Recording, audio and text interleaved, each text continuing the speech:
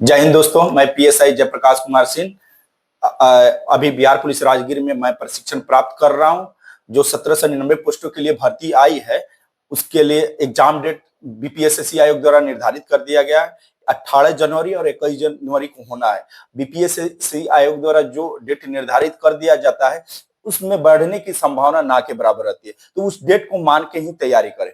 मेरे साथी हैं विकास जी, हम इनसे जानना चाहेंगे कि उस एग्जाम के लिए मात्र 35 दिन बचे हुए किस खास रणनीति के द्वारा तैयारी की जाए कि कम समय में अच्छे से अच्छे मार्क्स लाया जाए। विकास जी, मेरे चैनल में आपका स्वागत है। धन्यवाद। थोड़ा सा अपना इंट्रोडक्शन दे दीजिए। मैं पीएसआई विकास कुमार अभी इनके साथ राजगीर में ट्रेनिंग कर रहा हूं और हम लोगों की ट्रेनिंग कंप्लीट हो चुकी है। अब जो बात करते हैं 1799 पोस्ट की जो वैकेंसी आई है, उसमें 35 दिनों का समय बाकी शेष रह गया। हम आशा करते हैं कि आप लोग की तैयारी पूरी हो चुकी होगी। अब इन 35 दिनों में आप क्या करें जिससे आप अपना सिलेक्शन पक्का कर सकें, बिल्कुल बिल्कुल, इसी के बारे में आज हम लोग चर्चा करेंगे। तो सबसे पहले मैं बताना चाहता हूं कि 35 दिनों में, आखिरी 35 दिनों में आपको सबसे पहले निर्धारित करना होगा कि आपको पढ़ना क्या है। बिल्कुल। उसके बाद सबसे पहले जो आपने पढ़ा है उसको क्वेश्चन बैंक निकालिए।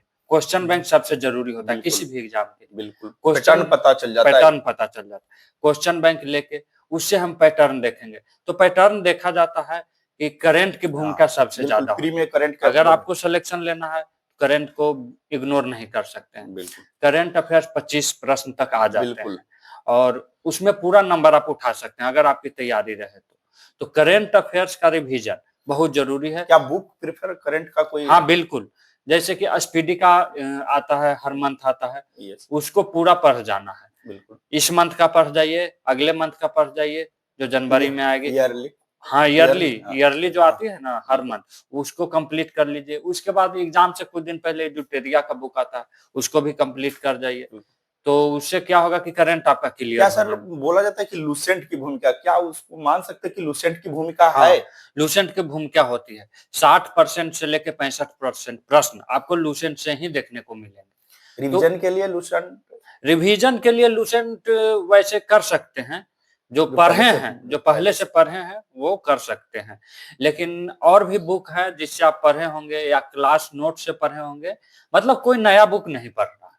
जिससे आप पढ़े हैं, जो बुक से आप पढ़े हैं उसी बुक से आप रिवीजन कीजिए। देखिए कुछ नए बच्चे इस बार एग्जाम देंगे, तो 35 दिनों में उनके लिए खास रणनीति क्या होनी चाहिए? जो तो पहले से किए हैं तो ठीक है, उनको एग्जाम पैटर्न मालूम है, लेकिन कुछ नए बच्चे हैं, उनके लिए खास रणनीति इस 35 दिनों के लिए क्या होनी चाहिए?